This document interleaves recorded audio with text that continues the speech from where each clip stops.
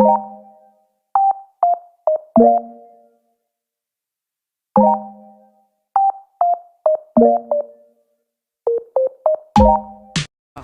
Day in My Life as a Pregnant Woman. Part 3! Grabe, ang hirap pala mag-voice over, no? Nakakahinga. So, ito na guys, ang ating part 3. Grabe, nakakapagod pala gumawa ng mga gantong A Day in My Life. Medyo mahaba-haba siya kasi parang mini-vlog na siya. So, ayan guys, may pasulubong sa akin si Ma'am Rose from Kawayan, Isabela. Kasi nanalo kami ng bidding doon sa aming bagong kliyente. Ayan. So, makikita nyo guys, lumalamon na ako dahil nakita nyo naman yung unang video. So, ayan guys, chinichika na nga ni Ma'am Rose yung mga naganap doon sa kanya sa Isabela. Napapansin nyo, ayan, kumakain ako. Kasi nga, grabe yung ginawa ko kanina bago magsimula sa computer works and paper works. Ayan. Nakikita nyo guys, nagsisimula na ako sa mga gagawin ko.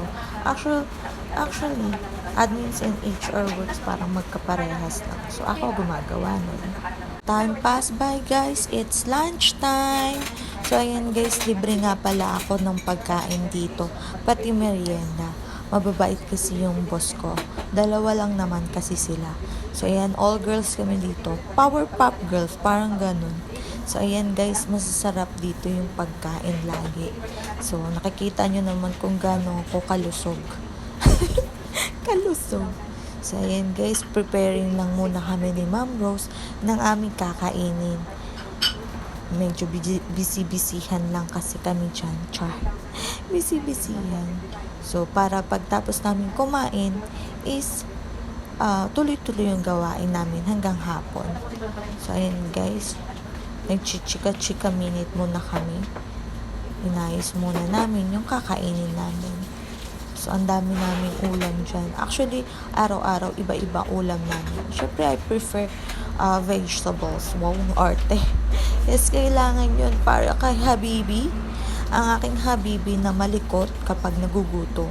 So, pero kailangan, balance lang yung kain namin kasi baka mahirapan ako.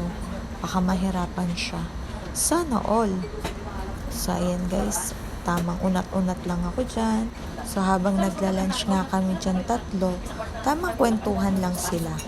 Actually kami, nakikinig lang ako sa mga kwentuhan nila. Nakakatuwa lang kasi ang dami nilang chika. Ganon.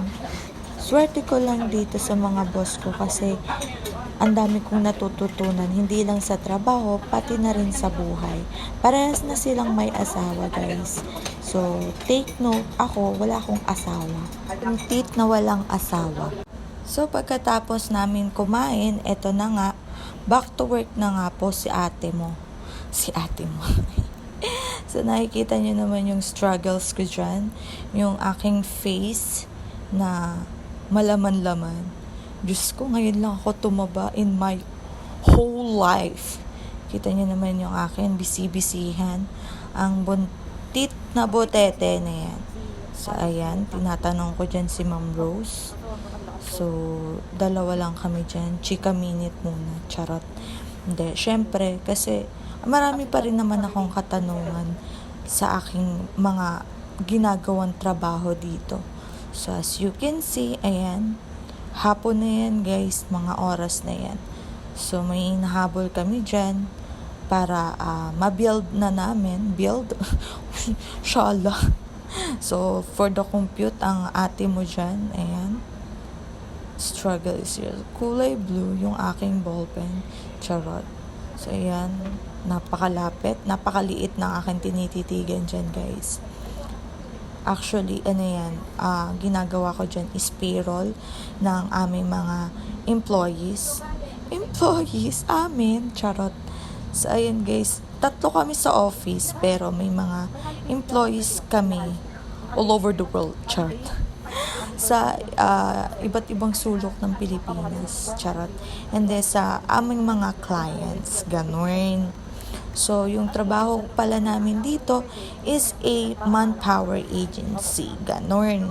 So, for the chika ko dyan. Charot.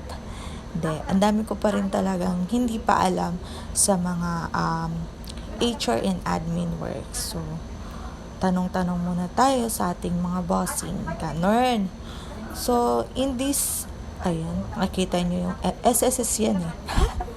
Chinika. So, ayan guys, sa mga oras na ito, tamang compute lang tayo kung magkano ang babayaran nila ng mga benefits, ganon. Alam ko na siya paano computing. Nakakaloka, ganun pala siya. Kaya pala up and down yung SSS pag binabayaran. Ang fix lang is yung pag-ibig. Pag-ibig tsaka PhilHealth. Ganyan. May pangiti-ngiti pa ang ate mo. Tingnan mo naman yan, no? So, ayan guys. For the BC. Kahit naman nagchichikahan kami dito, wow. Kasama yung mga boss ko. Focus pa rin sa aming mga kanya-kanyang ginagawa. Ayan. Dami ko ng payroll. So, ayan. Bilang-bilang muna tayo. Bisi-bisihan. Ganyan lang ginagawa ko halos araw-araw. Mga papel, computers, ayan. Para talaga akong HR. Time check! Ayan guys, nakikita niyo kung anong oras na. 2 minutes na lang bago mag 5 p.m. So, naka-ready na ako. Ayan, so boss, naka-ready na din siya. So, waiting na lang kami. Ayan, naka-ready na talaga yung mga gamit ko. Aalis na lang, tatayo na lang. Kasi kailangan kong makaalis ng saktong 5 p.m. para mahabol ko yung bus na sasakyan ko. Sana all hinahabol na. Bus na lang talaga hinahabol. Bye, Ma'am Rose. Ingat po. Sige po. Bye, Ma'am. Ingat po. So, ayan guys, uwian na nga tayo. Ayan, nakikita nyo ba yung nilalakad ko na yan? Hanggang dun sa dulo. Araw-araw ko kayo nilalakad. Kaya tag-tag talaga. Ewan ko na lang sa yung botete ka.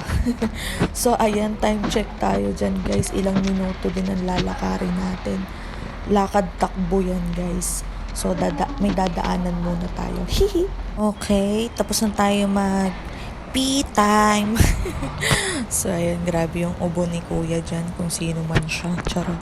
So, kalahati pa rin yung lakad natin kanina. Ayan, pakinggan nyo yung sinasabi ko dyan. Kasi ang dating ng bus dito sa Amorphal Street is 5:20 something ganun. Let's go. Let's do this. Para maabutan natin. So, dahan-dahan lang sa hagdan. Butete ka. Diba? Lakad takbo yan, sir. Let's go.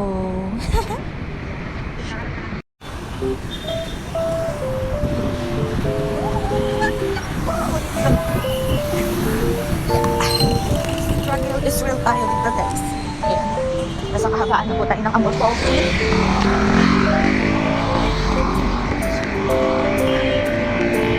Lakad takbo na may kasama. Dahan-dahan lang. Dahan-dahan. Lakad takbo pero dahan-dahan. Ito lagi yung ginagawa ko. Araw-araw. Ito ang aking tinatahak pagpa-uwi. So, that is it.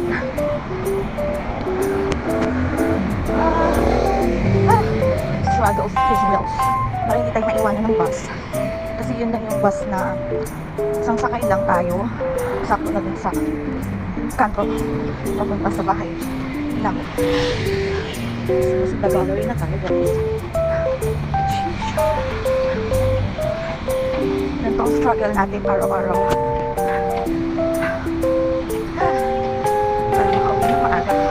Makapagpahinga. Let's go, let's go. Okay. Sana tayo nakamasal. Let's go.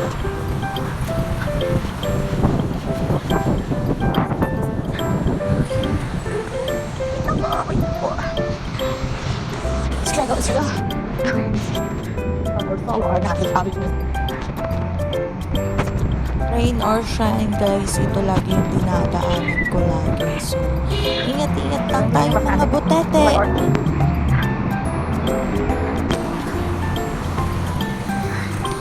ito ang kahabaan ng Carnatic Avenue. Kailangan natin malagpasan. Kasi hindi sila, hindi nagpapapakain ang mga bus dito. Oh my God! Grabe naman ba hinga to? Yeah. Struggle soon. Kalahati pa lang. Dahan-dahan, lakad pa po.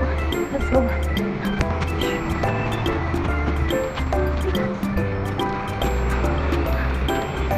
Almost there. So ayun guys, nasa dulo na tayo ng Carnatic Avenue. Nakikita mo na sa YouTube. Sheesh. Matalit pa tayo. Grabe. Hindi ka voice over.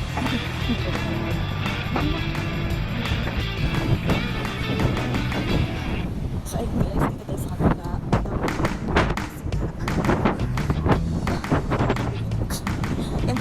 Ang lakad ko tayo kasi lakad takbo tayo. So, wala pa yung bus. It's 5:15 na. Damn. Let's go. So as you can see guys, just go. Parang dalawang street yung nilalakad ko. Magandang uwian. Tapos, umabot ako dito sa may diba street to. So kakalagpasan ng Paseo de Rojas. Ayun na, nakikita ko na yung bus. Kulay orange. Waiting tayo. So ito na guys, service natin. Charot. Yan na siya. Ito yung lagi ko hinahabol. Lakad takbo tayo. Sakay na tayo. Let's go. Let's go.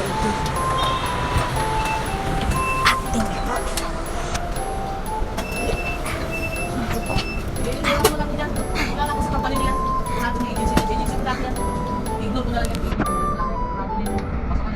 At last guys, so sa hinahaba-haba ng nilakad natin kanina, nakasakay na din tayo ng bus. So, ayun, pagkalagpas lang ng Arnaiz Avenue dun sa pagtawid sa Paseo de Rojas, pwedeng sumakay kasi hindi sila pwedeng magsakay dun sa kabila dahil mahuhuli sila kasi parang fast pace yung daan na yun. So, pinag-save na rin pala ako ni Kuya Driver ng upuan para hindi na rin ako mahirapan, lalo na butete pa ako.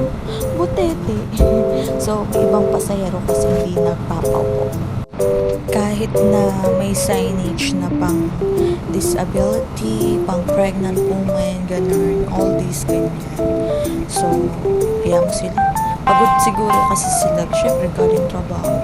Kinaganda kasi dito sa daanan na to guys, ayan, walang masyadong traffic. Nasa taas kami, diba? Mabilis akong kakauwi. Parang 1 hour lang yung biyahe talaga in total. Tapos, ang ganda pa ng view, gano'n, taray. So, ayan, nasa Naiya na tayo, guys. Alis na ako ng Pilipinas, char. So, ayan, Naiya. So, malapit na tayo makadaong ito ba? Bangka. So, ayan, guys, tamang muna tayo, sightseeing. Diba? Walang ka-traffic, guys, na ganito lagi, char. Ganito naman lagi pag-uwian, kanorn. At ayun na nga guys, sa haba-haba ng biyahe natin, nasa Cavitex na pala tayo. Ayan, makikita nyo dyan na malapit na tayo sa Cavite. Cavite? Ano daw? So, ganyan lang yung biyahe ko araw-araw. I mean, pag-uwian. So, kailangan talaga hindi maiwanan ng bus na to kasi ito lang yung nag-iisang bus na dito yung daan. Yung ibang bus kasi nila sa MCX na daan, napakalayo. Super struggle is real talaga yun. I-end na nga natin dito yung video ko kasi syempre alam nyo naman na siguro mga taga Cavite dyan yung daan na yan. Hindi ko napapadiretsohin ng bahay. So, bye-bye!